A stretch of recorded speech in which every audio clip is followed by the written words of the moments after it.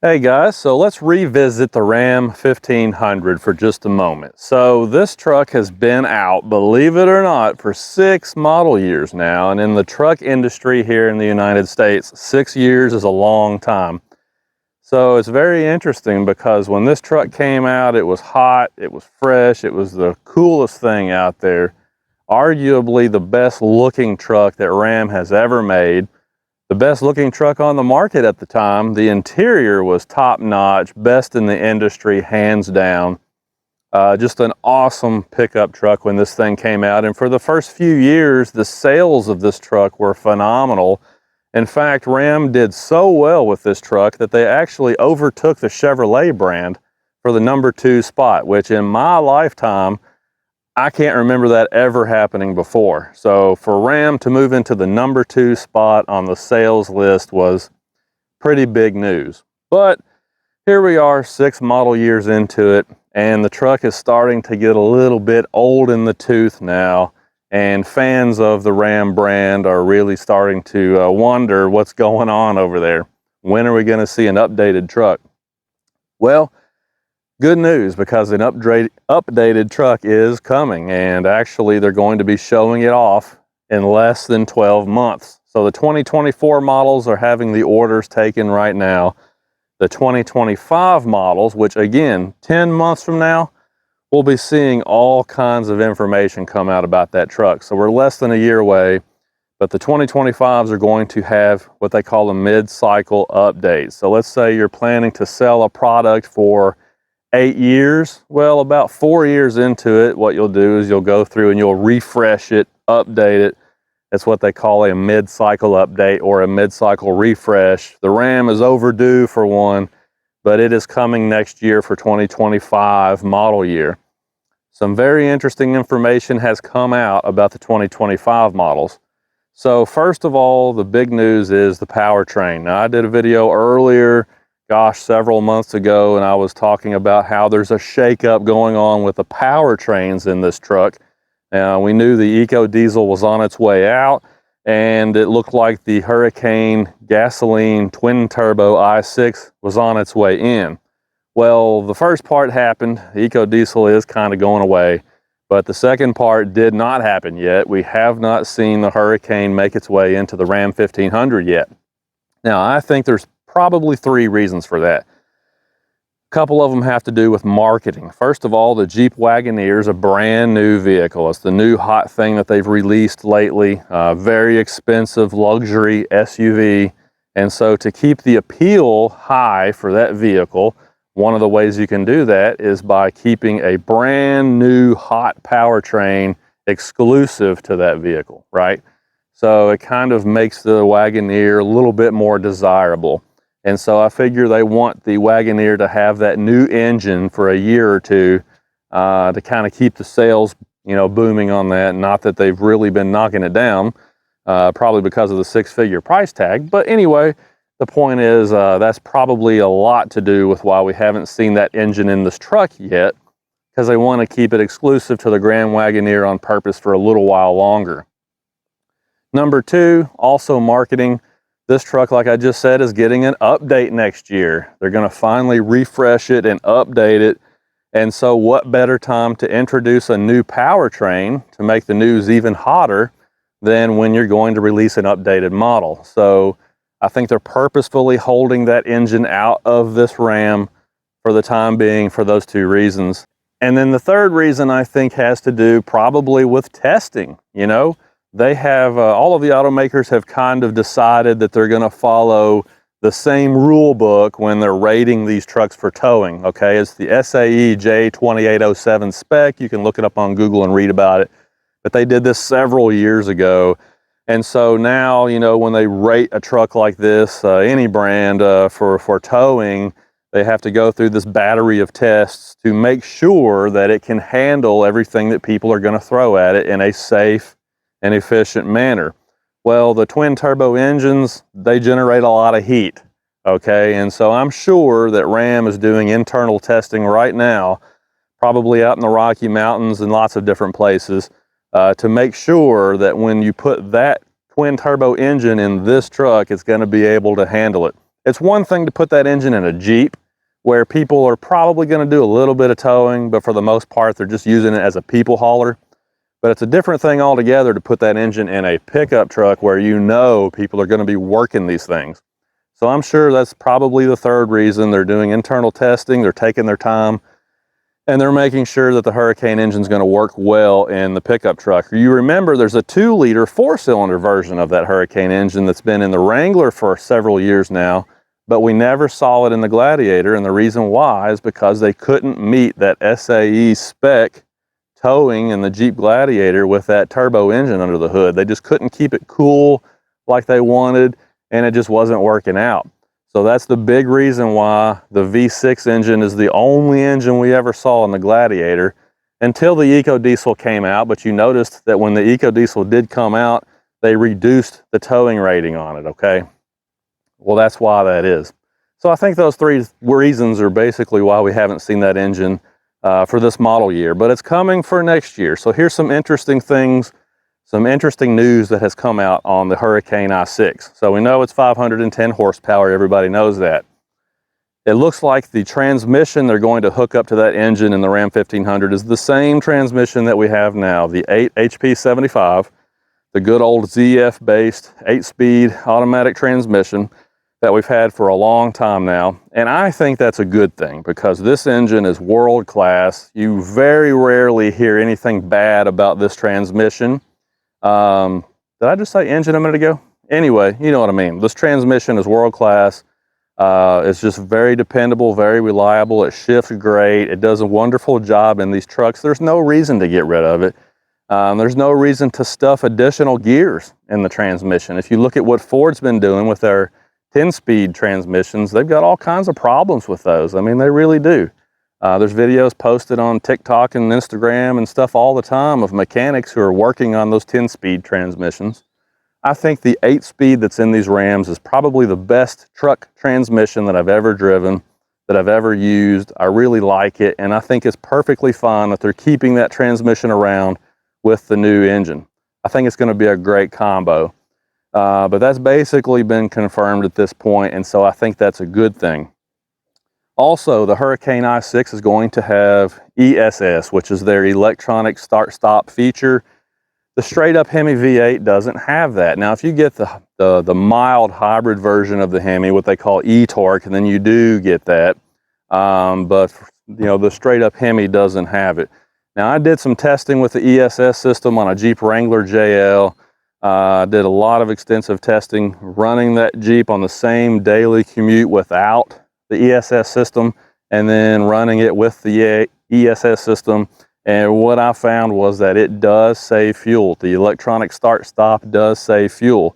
Now, you might be talking small amounts. 1.5 miles per gallon average is what I was saving on the V6 Wrangler. In a V8 like this, you might be a little bit more toward 2 miles per gallon. So it doesn't sound like a lot, but guys, 2 miles per gallon on a truck like this is a pretty big percentage increase. You know, it's a big deal. And over time, it adds up. Okay, so the Hurricane is going to have the ESS system on it. I'm sure you'll be able to hit a button and turn it off if you just really don't like it. But it's going to be a nice addition, I think, because in a truck like this, if you're just commuting in it or whatever, every bit of fuel you can save puts money back in your pocket, right? So that's a bit of pretty big news also. Now, like I said, next year, we're going to see that engine. Here's the interesting thing that I think we're going to be talking about going forward is what are they going to do with the existing engines? You got the Pentastar V6, you've got the Hemi V8, right? Both of those engines are getting long in the tooth. They're both great engines. I've had several of both, and I've never had any trouble out of them. They're great engines, and I think there's something to be said for that.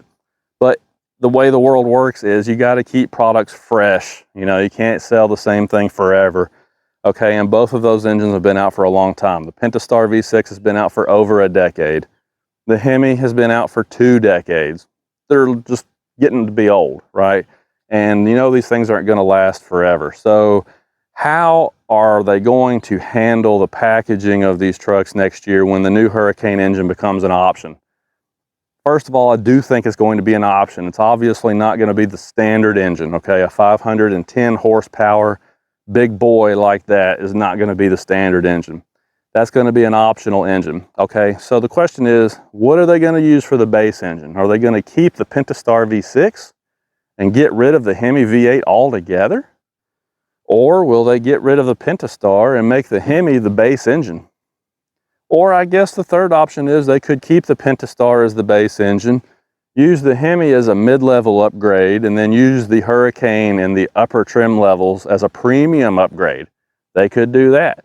Which way will they go? That's going to be the interesting question. That's what we're going to really be looking for information on. How are they going to handle that packaging? You know, if you look at what GM's doing, they've got the little turbo engine, but then they've got a couple of different V8 engines also. If you look at Ford, gosh, there's all kinds of engine options in a Ford. They've had naturally aspirated V6s and twin turbo V6s, two different ones. And then they've had the 5-liter V8. You know, so the other companies are offering a lot of options, a lot of flexibility with powertrains. And so it would be great to see Ram keep all three engines, I think. It would be awesome if you could still get a Hemi, you know, or if you really wanted to try the new Hurricane, you could get that. Options are always good, but what will they do? That part I don't know yet, and I'm going to be trying to find out because I think that's going to be the big question going forward. If I had to take a guess, I think that they will keep the Hemi around for at least 1 to 2 more model years after they bring the Hurricane in, because I think that it's a good business practice to kind of wean people off of something that they have adored and loved for so long. I don't think it's a good idea to just cold turkey drop it. You know what I mean? I mean, look at what Ford did. They probably expected that they were going to sell the Coyote V8 in the F-150 for a couple of model years until people really saw what the EcoBoost was all about, and then they would quietly drop the V8. Well, that didn't happen. You know, it turned out that if you look at individual engine options, the V8 continued to outsell both of the EcoBoost engines for a long time. And so Ford probably reluctantly kept the Coyote engine around. And to this day, they're selling the V8 because it sells well. So I think it would be smart business practice for Ram to keep the Hemi at least for a couple of model years, if not as long as they, you know, feasibly can, and just make the Hurricane a premium option. I think that would be the smart way to go. But what will they do? I don't know. We'll see. All right, so what about axle ratio? So currently in the Ram, on a 4x4 like you see here, you can get a 321 axle as the standard ratio, or you can pay a small fee and upgrade to a 392 axle ratio, which is a big difference. There's a pretty big chasm there between 321 and 392. So I highly recommend, if you're ordering one of these trucks, to get the 392 axle. It works great on a naturally aspirated V8 that likes to rev. But here's the thing. The I-6 Hurricane engine is going to have some very diesel-like qualities, probably in its power band. It's going to make a lot of torque right off idle. At low RPM, it's going to be really knocking down some serious torque numbers. So do you really need a 392 axle ratio behind an engine like that? I don't think so. And historically, if you look at trucks where you have a gasoline and a diesel engine option, what we've always seen is that with the diesel, they use a lower gear ratio. What I mean by that is numerically lower. So if you have, like, for example, a Ram HD pickup truck with a 6.4 Hemi, it might have a 410 axle, but the same truck with the Cummins diesel might have like a 355 in it.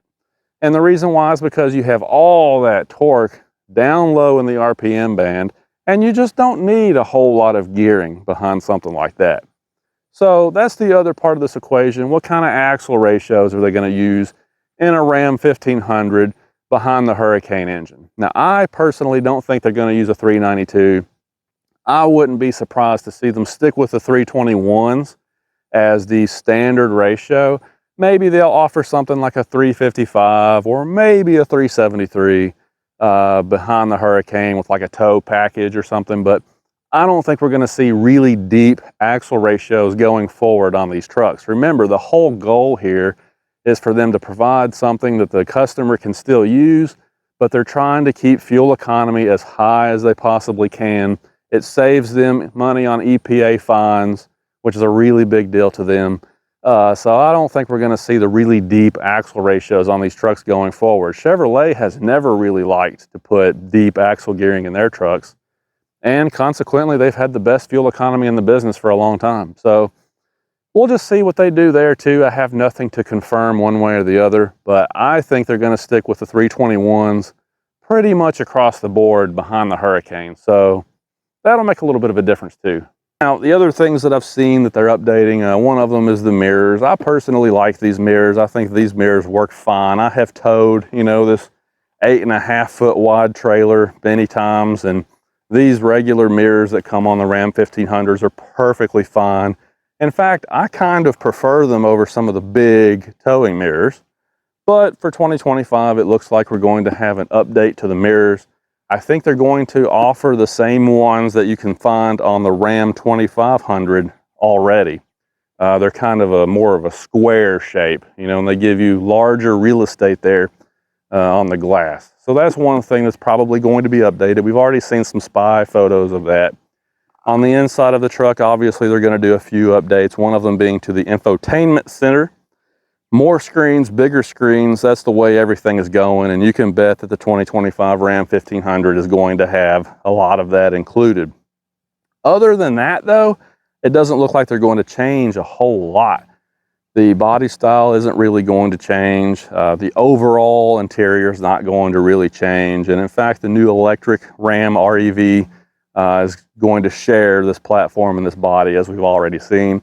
So obviously they don't have any plans for an all-new 6th gen Ram anytime soon. So if you're wanting the current truck with the Hemi V8, you know you want a Hemi, you have no interest in a Hurricane, then you probably should go ahead and order right now. Get yourself a 2024 model because you're going to be able to get what you want now, because there's some uncertainty next year whether or not the Hemi is still going to even be around. But we do know that the Hurricane engine is coming. So the people who've been waiting for that, you don't have to wait too much longer. Now, as soon as they are available, I'm going to try and get my hands on one because I want to do some testing. Obviously, people want to know fuel economy. Even in a truck, it does matter. Don't let anybody tell you it doesn't. But I also want to know, how is it going to handle a trailer like this? Obviously, the power numbers are great on the Hurricane engine, 510 horsepower, lots of torque, but the power band on a turbo engine is different than it is on a naturally aspirated V8. So how does it actually feel when you're towing a trailer like this? That's what I want to know, and I'm going to try and get my hands on one as soon as I can. So anyhow, I just wanted to bring you that update on the Ram 1500. I think news about these upcoming products is always very interesting. And I do think that Ram knows that this truck is getting a little bit long in the tooth and that they need to update it.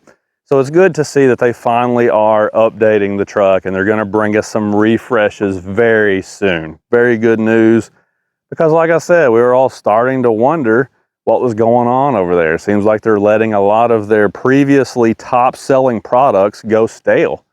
But now, finally getting a little bit of news. So, like I said, thanks for watching. As soon as I get my hands on one of those Hurricane engines, we're going to do some serious real-world testing like you and I want to see. So stay tuned for that. But it's probably going to be maybe another 10 or 11 months before we get a chance to do that. So in the meantime, as soon as I can get some more information on how everything's going to work out, I'll do some videos from time to time and let you know what I find out. Thanks for watching, guys, and as always, I appreciate it. We'll talk to you later.